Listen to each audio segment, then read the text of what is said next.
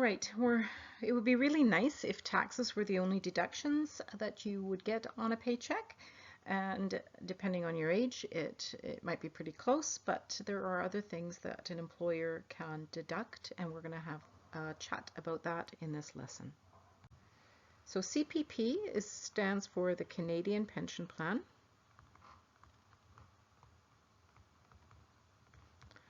And it is actually not a tax, it's a deduction. And the government deducts an amount from your paycheck in order for them to be able to save the money and invest the money, and then they pay it back when you retire. So it's for retirement. And who pays?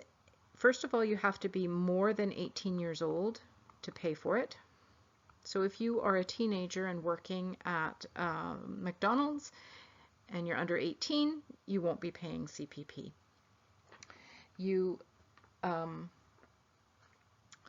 In some cases, the employer will pay for a portion of it, and you pay for a portion of it. Sometimes it's a half and half. If you're self-employed, then you're going to be paying for the entire thing. The rate is 2% of your gross income. Another deduction is employment insurance. That's what EI stands for.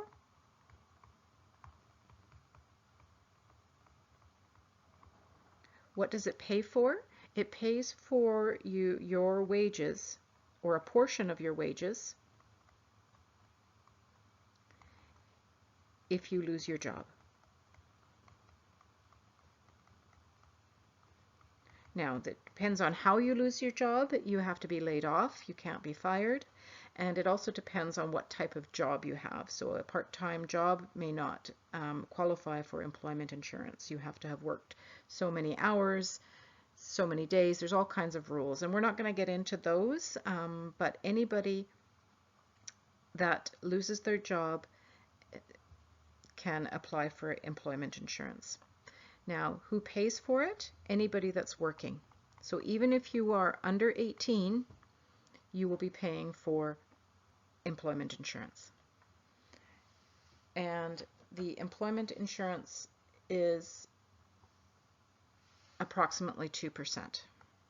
Sorry, I made a mistake with the Canadian Pension Plan. The Canadian Pension Plan is approximately 5%. Now, we're not going to go into all of the other deductions except for to name them, but if you're in a union, you might be required to pay out union dues, and that will be deducted from your paycheck. MSP is Medical Services Plan, and there is a charge in BC for that. Your employer may pay for it. You may be deducted for it from your paycheck, or you might pay for it privately after you have been paid. So that depends on what you have set up. RRSP is a registered retirement savings plan.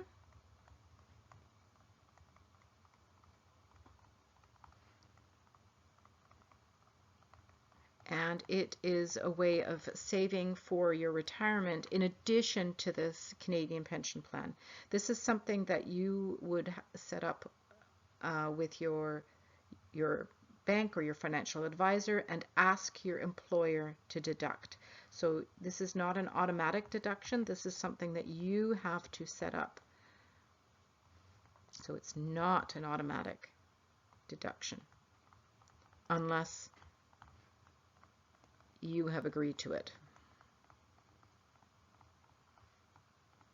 It's in your control. It's a good idea. RSPs are a great way of saving for retirement, and the earlier you do it, the better it is in the long run. You can have donations deducted. For example, many employee work sites collect for the United Way or something of that sort, and you can have a donation deducted every paycheck.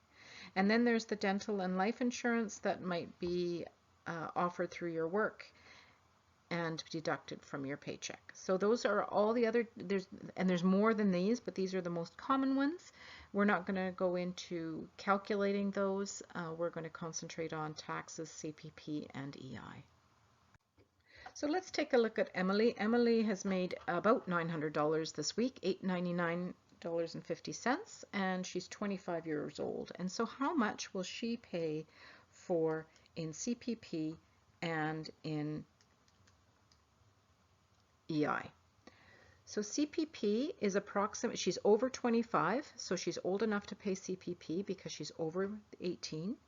And the rate for CPP is approximately 5%. So 5% of $899 is 0.05. Remember, the decimal place goes over 2 spots, times $899.50.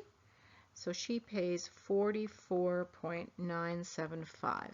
Now that doesn't really make much sense when you're talking about dollars and cents, so we're going to round.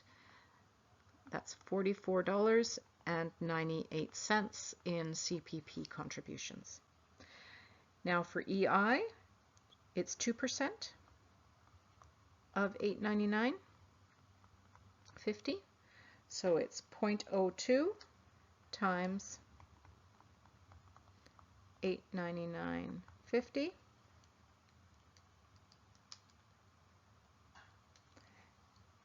which equals $17.99. So those are the two main deductions on her paycheck. Now in addition, she would have her income tax as well.